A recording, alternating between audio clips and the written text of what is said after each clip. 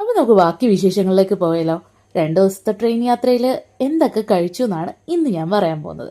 അപ്പോൾ ഇരുന്നൊന്ന് സെറ്റായി കഴിഞ്ഞ് ഒരു ബുക്കൊക്കെ എടുത്തു വെച്ച് ഒരു ചായയൊക്കെ വാങ്ങി. ചായ ഒന്നും കൊണ്ടുപോകാൻ പറ്റില്ലല്ലോ, അതുകൊണ്ട് അതൊക്കെ വാങ്ങി കുടിക്കാറുണ്ട്.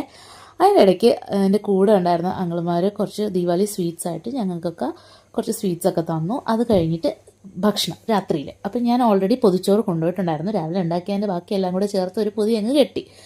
അപ്പോൾ അത്രേ ഉണ്ടായിരുന്നുള്ളൂ എൻ്റെ പൊതിച്ചോറ്.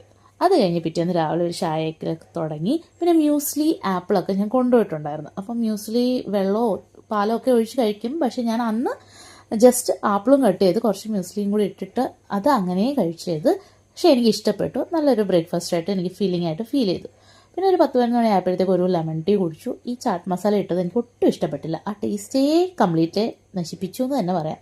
പിന്നെ അങ്ങ് വാങ്ങിയതല്ലേ, ഫുള്ള് കുടിച്ച് തീർത്ത്. ഇച്ചിരി ചൂട് ആ തണുപ്പത്ത് നല്ല ഒരു രസം ഉണ്ടായിരുന്നു. പിന്നെ കഴിച്ചു തീർക്കാൻ പറ്റാത്തതുകൊണ്ട് ബാക്കി അരിഞ്ഞ് ഉപ്പിലിട്ടുകൊണ്ട് കുറച്ച് പൈനാപ്പിൾ ഉണ്ടായിരുന്നു, അതും അങ്ങ് ഫിനിഷ് ചെയ്തു.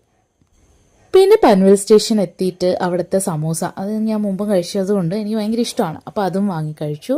പിന്നെ ലഞ്ചിന് ലെമൺ റൈസും പാവയ്ക്ക ഫ്രൈയും ടൊമാറ്റോ ചട്നിയാണ് കൊണ്ടുപോയത്. പ്രത്യേകം പൊതിഞ്ഞ് ആവശ്യത്തിനെടുത്ത് കഴിച്ചു.